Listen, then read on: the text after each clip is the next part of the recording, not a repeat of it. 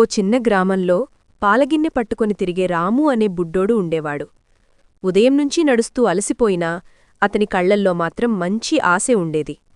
ఇంటి ఇంటికి తిరుగుతూ పాలు అమ్మే రాముకి ఆ రోజు ఒక్కరూ పాలు కొనలేదు. దాహం, అలసట అన్నీ ఒకేసారి అతన్ని కిందకు లాక్కొచ్చాయి. ఎక్కడికో వెళ్లనట్టు ఒక ఇంటి ముందు కూర్చున్నాడు. చేతిలోని పాలగిన్నె బరువుగా అనిపించింది.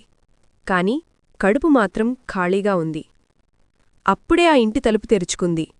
ఆ ఇంట్లో ఉన్న మీనా అనే అమ్మాయి రాముని ముఖం చూసి ఆశ్చర్యపోయింది.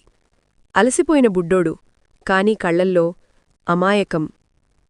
ఒక క్షణం కూడా ఆలస్యం చేయకుండా మీనా లోపలికి వెళ్ళి ఒక గిన్నె పాలు తీసుకుని రాముని చేతిలో పెట్టింది.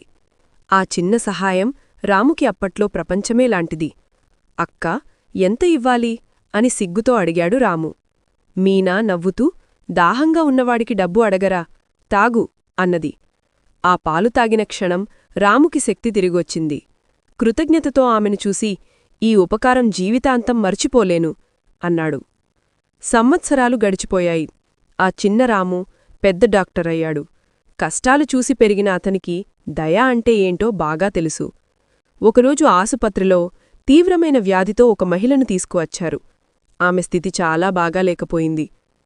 ఫైల్ చూసిన డాక్టర్ రాము ఒక్కసారిగా ఆగిపోయాడు. ఆ పేరు, ఆ ముఖం అతను ఎప్పటికే మరచిపోలేదది. అదే చిన్నప్పుడు పాలి ఇచ్చిన మీనా. ఆమె ప్రాణం కోసం రాము నిత్యం శ్రమించాడు. మందులు, చికిత్స, ధైర్యం ఏమి కావాలన్నా చేశాడు. చివరకు ఆమె ఆరోగ్యం మెరుగుపడింది. కొన్ని రోజులకు బిల్లు చూసేందుకు మీనా వచ్చాక పేపర్పై ఒక చిన్న నోట్ కనిపించింది. ఈ మొత్తం చికిత్స ఖర్చు ఒక గిన్నె పాలు ఖరీదుతో చెల్లించబడింది. డాక్టర్ రాము. అది చదివిన మీనా కళ్లల్లో నీళ్లు ఆగలేదు. చిన్నప్పటి చిన్న మంచి పని ఇంతటి పెద్ద రూపంలో తిరిగి వచ్చింది అన్న భావన ఆమె హృదయాన్ని నింపేసింది.